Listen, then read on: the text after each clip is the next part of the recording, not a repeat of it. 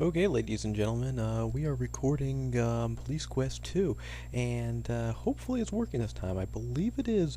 We are actually using a new program to record this, so I apologize for being away for a while, and I'll go into a little more detail about some of the problems we had later on. I might create a tutorial for creating Let's Plays with this new software versus Cam Studio, which I was using beforehand, which is a good software, but just causing some problems for me and some other people who use it. Anyway, that's not the point of this video, and so you might be hearing some music in the background, and that's actually, I'm going to move away and get that out of the background.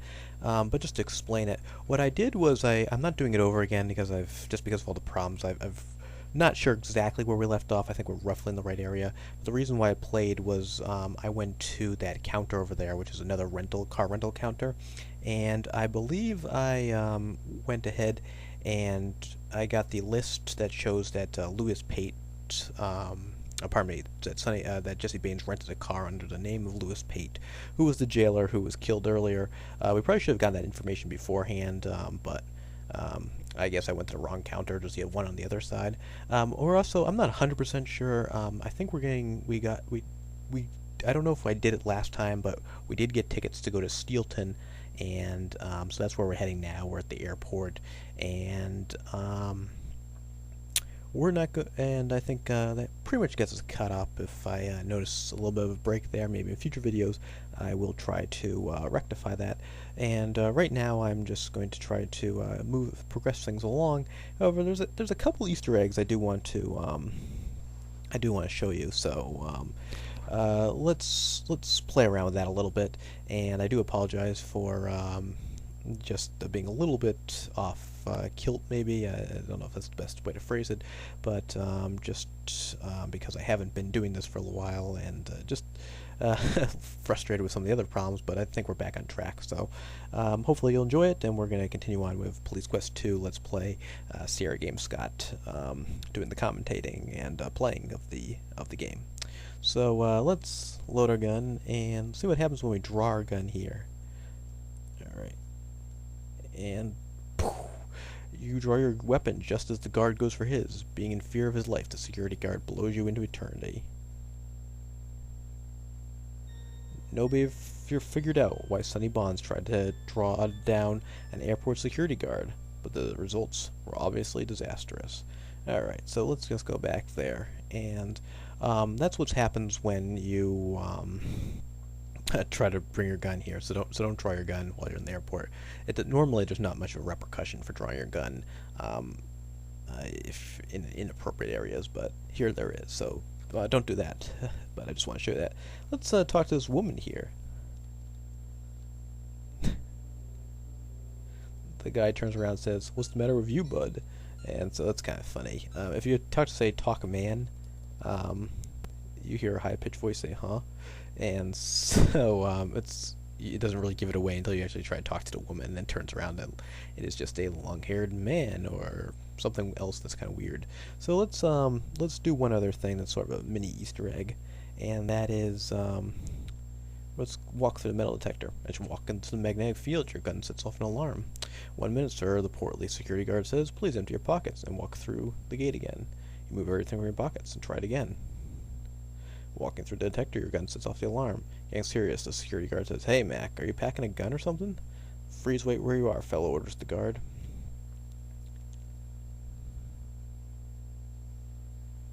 The guard pats you down, finds and removes your gun, says, "Okay, you pistol-packing dude, you're under arrest." As you've just discovered, you have to use your head if you're a cop. You didn't, and now this guy's going to arrest you. So that's another little thing that you can do and get yourself in trouble. So this is the way you handle it. You could actually, I think, when he says empty your pockets, give him your gun. But I think the best way to handle it is just to show your badge. You show your badge, and the security guard officer says, "Press right on through, officer. Just remember, no partaking in the spirits." Alright, if you show the badge again, he gets kind of upset at you. "Okay, Bonds, I saw your badge. I know you're a cop." So let's talk to these fellows over here. I apologize, we're not going to progress with the plot too much, but I'm going to do a bunch of videos at the same time. Oh, well, nobody seems to care. I didn't do it. She made me. Alright, so you can talk to these guys over here and talk man. He doesn't have anything to say. He's not Larry. Well, what does that mean? Hi, where are you headed? And you really can't answer this guy. And then there's this one who's a little bit of an Easter egg. Hi, I'm Larry. Larry Laffer. And you might be able to hear the music in the background. And so a little jingle plays when you talk to him, and when we talk to the first guy, he says he's not Larry. Well, this is, I guess, a little bit of an Easter egg in the game. You can talk to him a couple times. You're in places where cute girls hang out, and so if you are familiar with Sierra games, it says you see that cute blonde over there, what a knockout. Of course, we know it's a guy at this point. But so that's kind of weird, but that this is the character from the Sierra game, Leisure Suit Larry. I never played the games. I played this game when I was pretty, most of Sierra games when I was pretty young. So a game like Leisure Suit Larry wouldn't have really been appropriate for me, and that's not really my type of humor or interest. So I've actually never really played any of the games. I know about Sierra games. I saw them obviously in catalogs and I've heard about them, but don't really know too much about the story or the character too much, except I know that obviously the point was to try to get dates with women, and I guess hilarity of a blue nature ensued. But anyway, so if you are a fan at all of that, that is an Easter egg.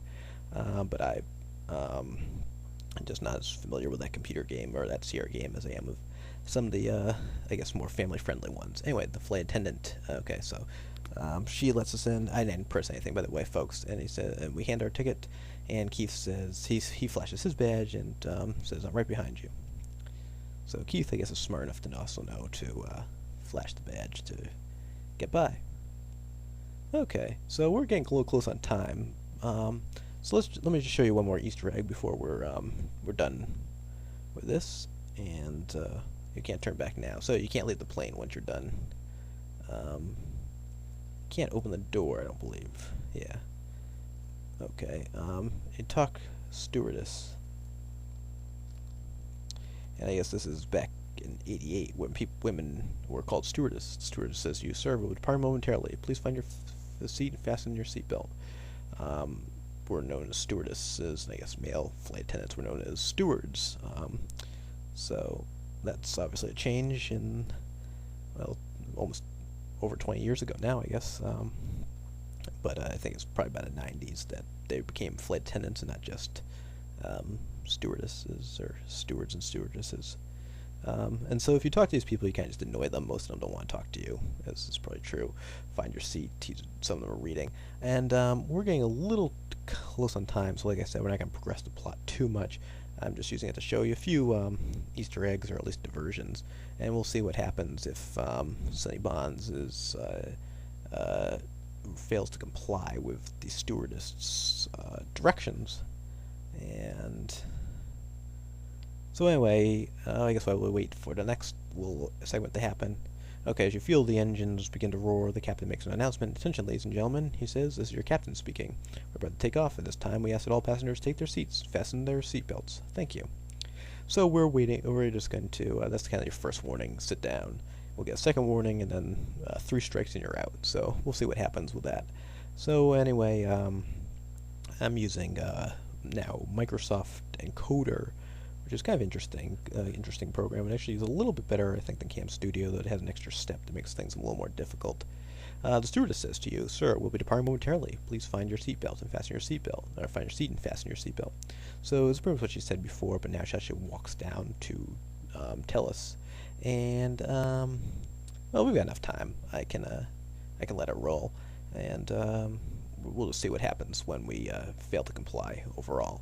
So anyway, I'm using this new program. Hopefully it works out. I do apologize for being away for a while. It's been a long time since I've actually really I made the last one probably within the last couple of weeks, but before that it really wasn't too many. I did a bunch at one time, then upload them in a very piecemeal fashion, so it may have looked like there was more activity than there was, but I'm glad I did it at that time when things were working. Alright, so here comes the portly security guard, and because you're not complying with the regulations, therefore causing the flight to be delayed, you're being removed from the plane. Well, tough luck for Sonny Bonds.